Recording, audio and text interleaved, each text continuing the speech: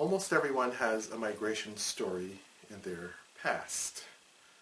Almost everyone, I say. There are some groups whose migration stories have been too long to know and too painful to think about.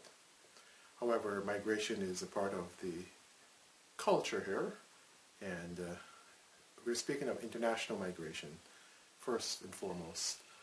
And then there's migration within a country. Within the developing country context, we are focused primarily on internal migration within a country, mainly starting with Arthur Lewis's rural to urban migration. But I also like to give the international focus to migration because more people identify with that than with rural to urban migration. Certainly in America, more students will understand the international migration a few generations ago from their families' perspectives, or in some cases 400 years ago. But the main point is to think about migration. Migration can be looked at from two perspectives: a pull effect and a push effect. The pull effect is being drawn into something, like immigration, and the push effect is being forced out of something, like emigration. So as you think historically of, say, the Irish potato famines, people were forced out of Ireland by the economic conditions. When you think of America, most people think of the in-migration and being pulled into America by a chance to get the American dream, to achieve what America offers, so to speak. The chance to pursue happiness is probably one way to summarize it. Life, liberty, and the pursuit of happiness. And certainly the Ellis Island portion of that dream, if it is a dream, give us you're tired, you're poor, and those yearning to be free. That motto certainly suggests that America wants immigrants. Starting with this international perspective then, you ask yourself the question, which countries are immigrant friendly? And certainly as you look at North America, you would see Canada, where a large percentage of the population is foreign-born. You would get the impression that Canada is the most immigrant-friendly of the countries in the Western Hemisphere, and it might be. And there are times in America's history, the United States, where it has been immigrant-friendly, and now we ask the question, as we build walls and we restrict in-migration, are we still a land of immigrants? That is just to offer a perspective, a touching point for you. And hopefully it will be a meaningful touch point as you move forward to study this topic. I would say that the crux of this course has been about getting people to work and to increase their productivity. And we talked about the Harrod-Domar model, which basically said there's this surplus of labor that needs capital, and if the capital can be had, then the capital would combine with the surplus labor, and you would get more economic activity and certainly economic, I would say, growth. Secondly, there was Lewis's perspective, where you had a large number of people in the rural area who were not very productive because of the culture and the traditions of sharing the wealth and sharing the work and sharing the income. And sometimes people with very low marginal productivity would be rewarded at a higher rate because of the concept of sharing the output, average product versus marginal product.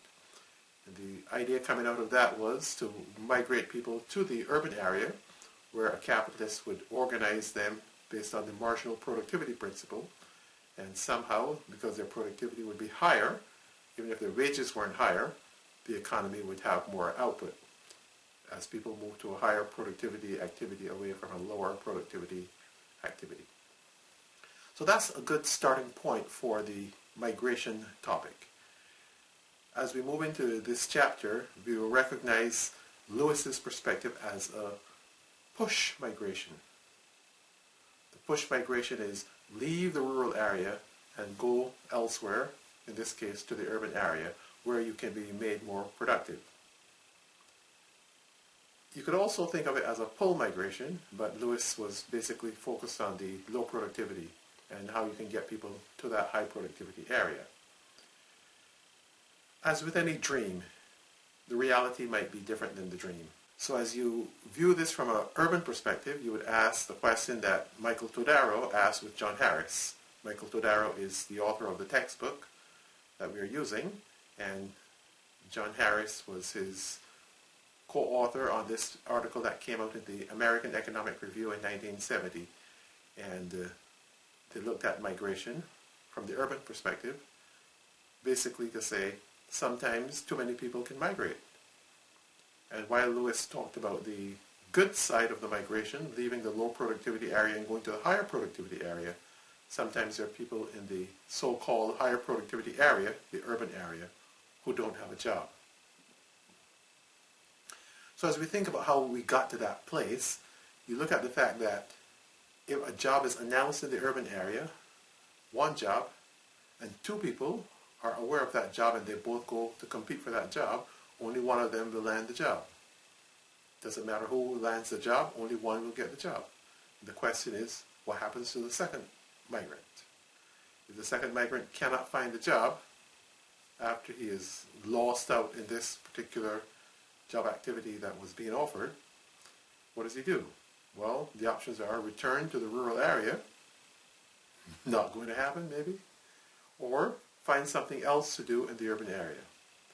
So it introduces now a third sector, the rural agricultural sector, the urban, what Lewis called urban manufacturing sector, and now there's a third urban sector, a third sector in the urban area, which would be the urban informal sector. So we're going to designate two urban sectors, urban formal, high wage, high productivity, and urban informal, low wage, low productivity. So a potential migrant now, in this new twist on the Lewis argument, would go to the urban area with the prospect of getting a job, but not necessarily landing that job. So he will be migrating based on the probability of a job in the urban formal sector. The calculation will be done where he will compare the expected income or expected wage, and he takes the two wages and he averages them based on some probabilistic formula. So he says, okay, there's an 80% chance of landing that job, a 20% chance of not landing that job. If I don't land that good job, I'm going to end up working in the informal sector at a much lower wage. But he takes the probabilities, 80 and 20%, and the wages in the two sectors, places those in the formula, a weighted average of the two, and he compares the rural wage with the expected urban wage, not the actual urban wage, the expected urban wage. So think of it as this. There are three wage rates. There's the urban informal sector, which is the lowest wage. There's the rural wage as an intermediary wage. Then there's the higher wage, which is the formal sector wage. Basically, he's tossing a coin and hoping it lands on the right side, but he's committed to the migration and raises many interesting questions. If you go to the urban area and you don't get the job you're looking for, what do? Do you stay or do you go home? If you stay, are you continually trying to win that next job in the urban formal sector?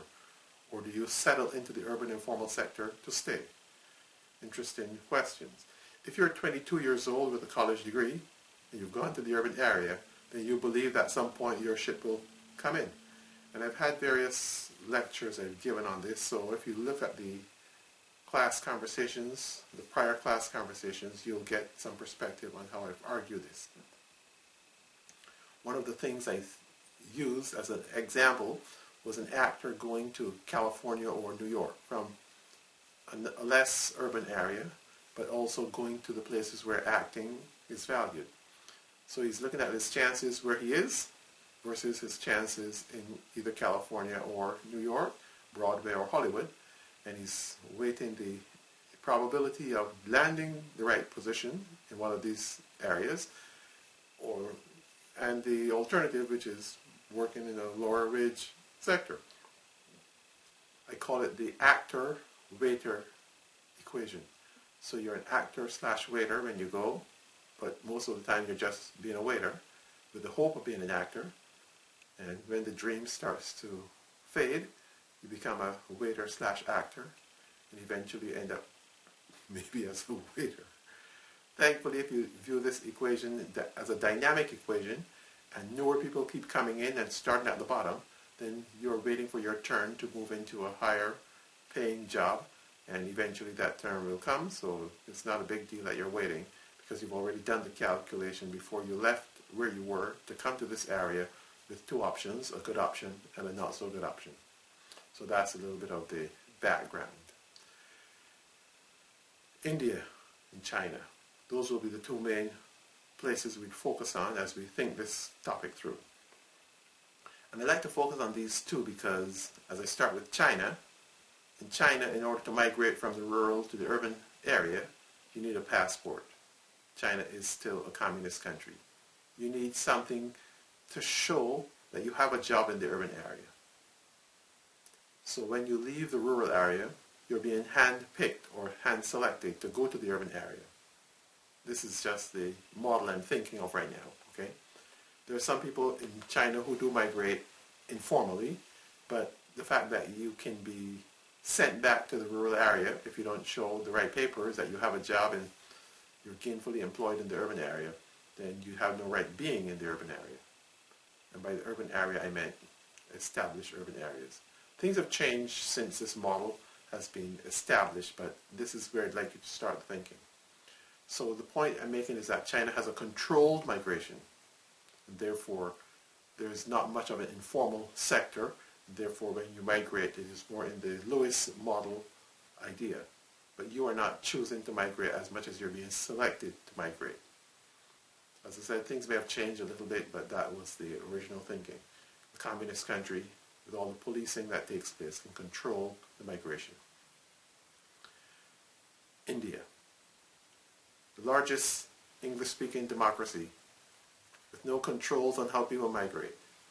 So when there are chances in the urban area, more people will migrate than there are opportunities, and you end up with more of that urban unemployment. It is what it is. Some of the video content you will look at from Moodle on India will be depressing. You will see thousands and thousands of people having migrated, living on the streets or on the sidewalks or in some very awful, I'd just say awful conditions. And the question is, if you migrate and you come to an area and your life is worse, why do you not go back? That's the question I want for you to focus on as you think through this migration. So think of the successful migrant and think of the less than successful migrant. Two migrants leaving a sure thing, going for an uncertain thing, and basically playing the odds. But when you get to the urban area and you stay, which odds are you now playing? Question to think about. So as I said, there's a lot of content I've placed on Moodle. You don't need to touch all of it, but it would be nice if you got to glance at most of it. So give yourself the time to look at it, a couple of hours where you basically click on it and see what it's about. There will not be any extensive need for you to memorize what's going on, but I need for you to get the picture that I want to paint, and if we were meeting face to face, this is the picture I would paint. So take a look at the topic number 10. What you will see is that I have an old lecture I gave, and that is high on the agenda. I would like for you to spend the time to listen to that to get an idea of how the class conversation would have gone if it were a face-to-face class. As I preview the topic, I would like for you to look at the case in Chapter 7 from the textbook. I have a segment that comes from the Warner Bear lecture on urbanization in Latin America. I'd like for you to recall that since it's something you touched already. You want to keep the focus on topics we've touched on. So look again at that segment from the Warner Bear lecture. I call it Latin American Urbanization and Industrialization. And then as we focus on successful migration, we're going to focus on India first, and we're going to look at young educated Indians moving through the urbanization process with the right education and landing decent jobs by Indian standards. In the examples that I started with, I will focus on the call center, I will call it subsector, call center subsector, or industry, but there's many industries in this subsector. The activity is the same, but most of these jobs started out in America, and then the call centers migrated to India. Again, the largest English-speaking democracy.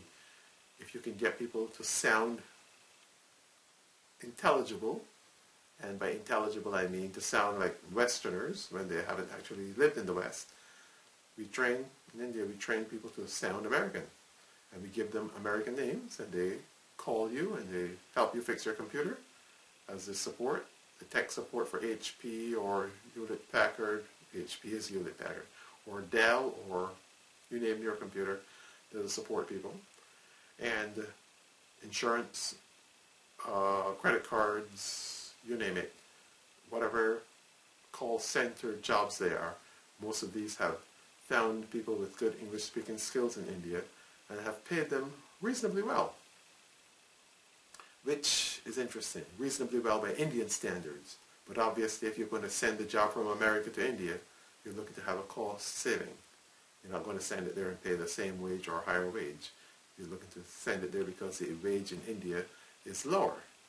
What is striking is that the jobs in America that are done by, I would say, individuals who don't have a college education are being done by young Indians with a college education, partly because the salaries are so good by Indian standards. So higher level of skill and education to do jobs that don't actually require that skill level, but that's where the talent pool happens to be. And because India doesn't have enough of the good jobs, these jobs then become good jobs by Indian standards. Again, rural to urban migration. Keep thinking about that equation, and then think about international migration. So leaving India and coming to America. Here's a statistic for you. India is one of the poorest countries in the world, fast growing, but still among the poor countries in the world. But Indians born in India, living in America, constitute the highest earning income group in America presently. Something to think about. Wrap your mind around that, and you answer the question, what kind of in-migration from India is occurring? One of the documents you should look at will show you that the average person coming from India is coming with a college education and coming for a graduate education and then being hired into the American labor market. So you can see that the reason the incomes are higher is because the average Indian in America has more education than the average American. One of the documents you look at will compare Indians, Mexicans, Chinese, Filipinos, Vietnamese, and you'll see how this equation is working. If the migration were a free migration, the data would not look like they do. But if it's a selective migration, then America can cherry pick the people it wants, who have the educational levels and the skill sets, etc. And the migration that seems to occur is more like a Chinese migration. From the rural to urban area, the in-migration into America would be more of a hand-picked migration. Hopefully that makes sense. And you would say for most countries, they're going to give you a chance to live in their country. They want to make sure that you are a decent person. You have what it takes to blend in, whatever that means, to fit in and make a contribution at a high level. Another thing to think about as you look at that equation is that if these individuals get their K through college in another country and then migrate to America, America doesn't have to spend all the money on giving them the first 16 years of schooling or more, but it gets to tax them immediately as they start to work. So we get a benefit without having to pay that cost. In-migration is a great deal, especially if you can cherry pick the people who have the talent. So should America continue to be a land of immigrants? Certainly cherry picking the top immigrants is good economics. Certainly for the importing country. Another thing I want for you to think about is distortions. Labor market distortions, and the topic will become factor price distortions.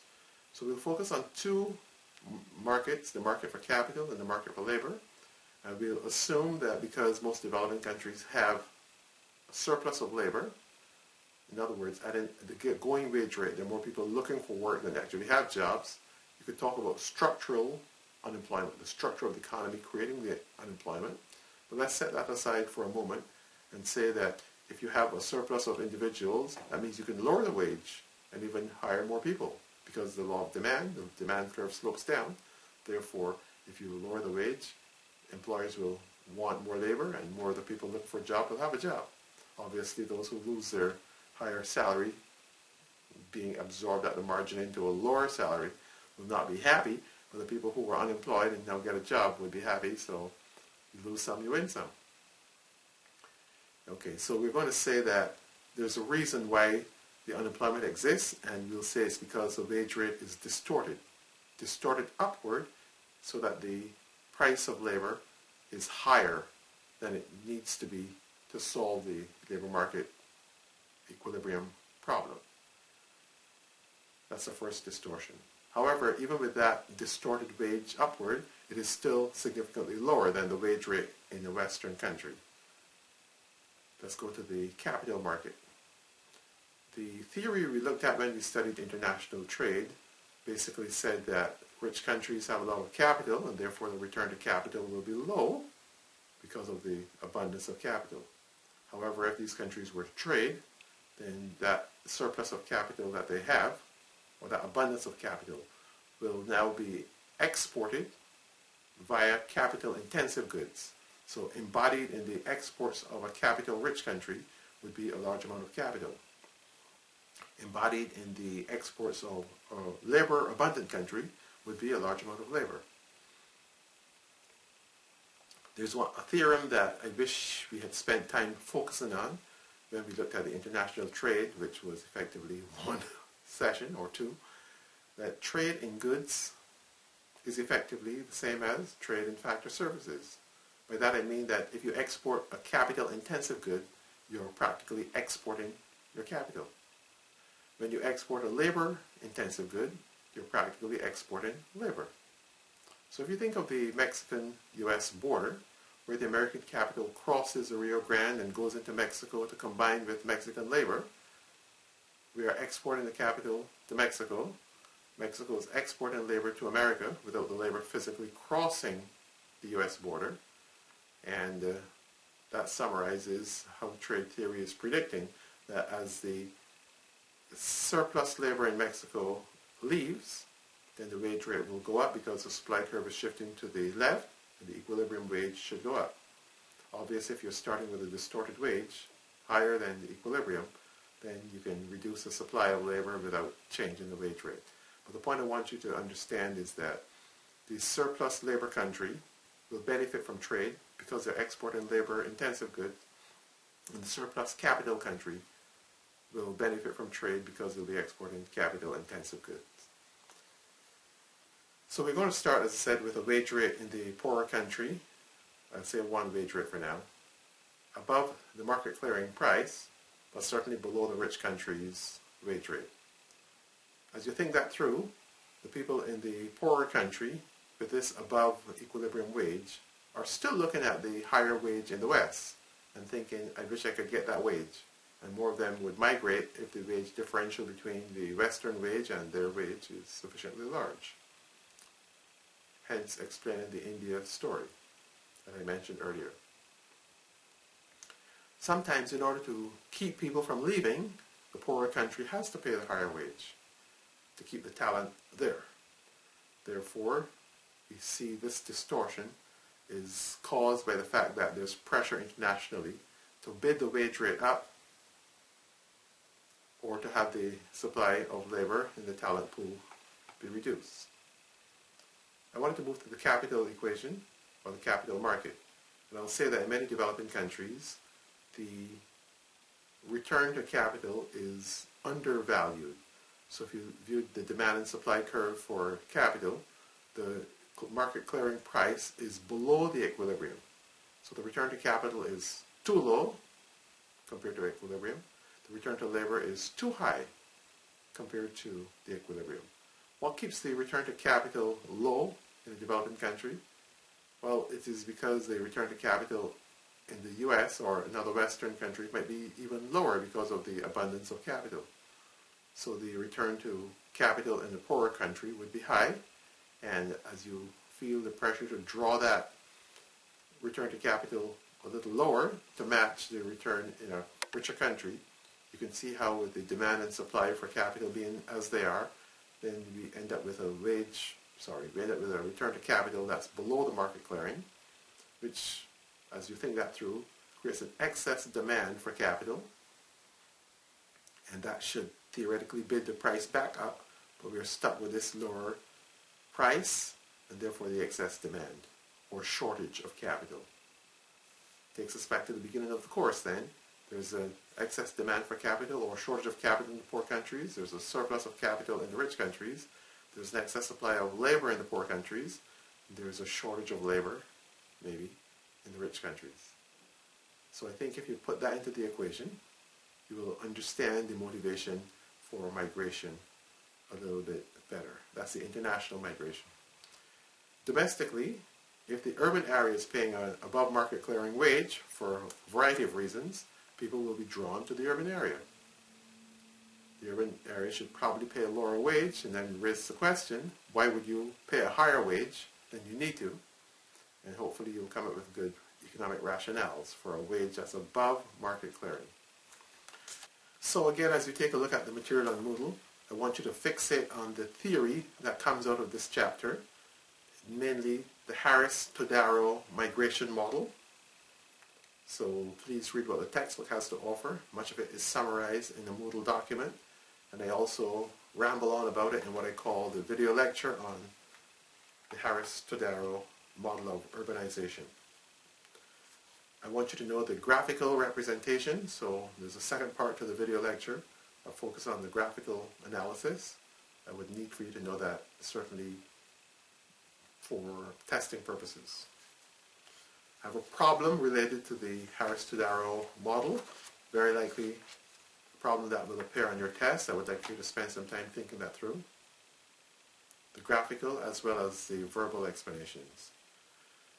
And then for the country foci or focus, I choose Mexico, China, India. Mexico, China, India, those have been the big countries in our course thus far. And then there's some other video on Brazil. There's video on Bangladesh. There's video on Lima, Peru. And then there's video on Manila in the Philippines, just to broaden the perspective. Finally, there's a video on migration into America, and that would be interesting for you to look at for the historical perspective in the country where most of us call home. Call home. That's funny.